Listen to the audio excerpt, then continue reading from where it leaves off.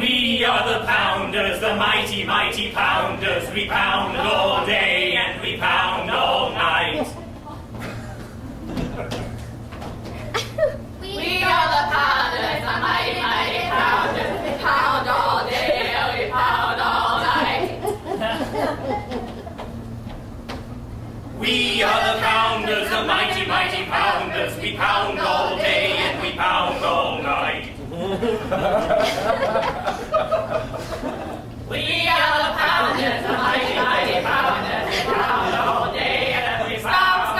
Stop! I don't want to be pounded anymore. You do not want to be pounded, but you have to be pounded. Yeah, we are pounders. It's what we do. I know we are pounders. How we say it all day long. It was just that. Just what? It was just that I was reading on Wikipedia that pounding on the chest can cause heart palpitations.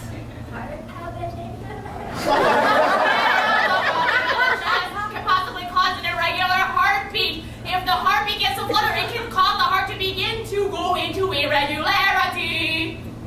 You know, you can't believe everything you read on Wikipedia. Yeah, it's not a very reliable resource. I know, but it at least gives me a good idea on where to start. I continued my research on WebMD and it said the same thing. So what does this mean? You do not want to be a pounder? It's not just the pounding, it's the repetitive nature of what we do. I'm just listening to chart and saying, we are the pounders, the mighty. Don't you dare mock our chant. That chant is who we are. It's not who I am. I want to be a pop star. Pop star. Yeah, I want to be the female Josh Groban. Female Josh Groban. Nothing that is possible. But it is, trust me, I can sing beautifully. No, singing, you are a pounder. That's all you will ever be, a pounder.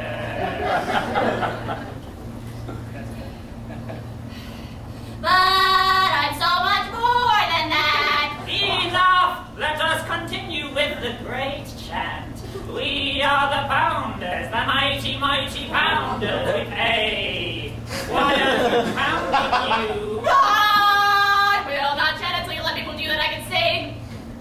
Oh, come on, master. Let her sing.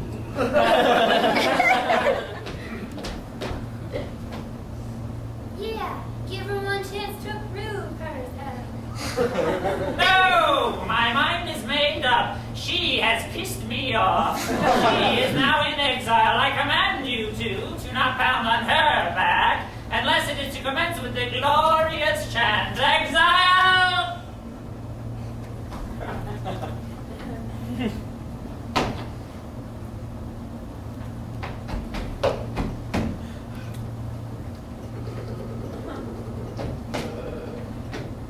What are you doing? You can't pound yourself. It's too dangerous. Don't do it! You have so much to live for.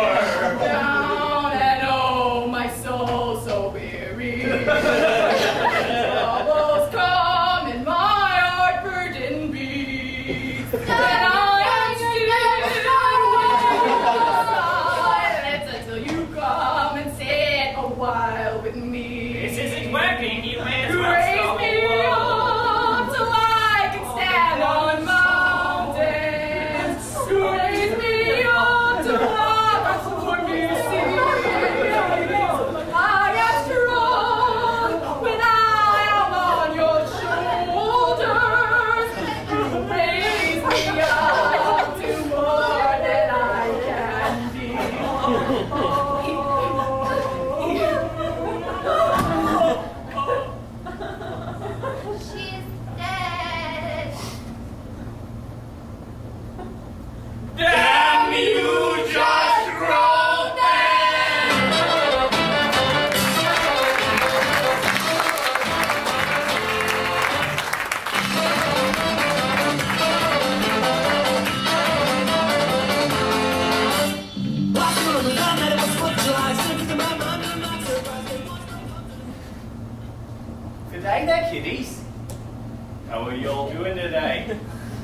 Come on, darling. My name is Caleb, and we're going to have some real fun today, because I brought with me some of my friends from work. Now, you may be saying to yourselves, Caleb, we don't want to meet any of the people you work with. But the thing is, I don't work with people. I work with animals. See, I'm the head zoologist at the Taronga Zoo in Sydney, Australia, the country's largest and most diverse zoo. And I brought with me some of the most beautiful animals indigenous to Australia. My first friend here is Kitty. Come on, Kitty.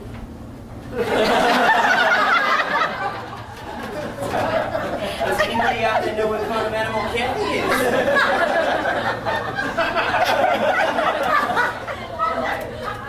Kathy is a koala. That's right. Now, some people call them koala bears. That's not right. They're actually a marsupial, which means they've got a little pouch right in there that they keep their babies in. Yeah. Another fun thing, koalas actually have very thick, coarse fur, but it's very pleasant to the touch. Would anybody out there like to pet Kathy? Are you fine, gentlemen? Give her a little stretch.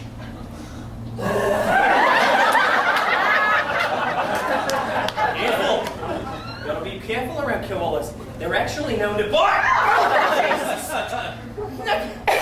Shoot, I mean. Alright, well, you know one of the best ways to get a koala off of your finger is to offer it one of its favorite foods.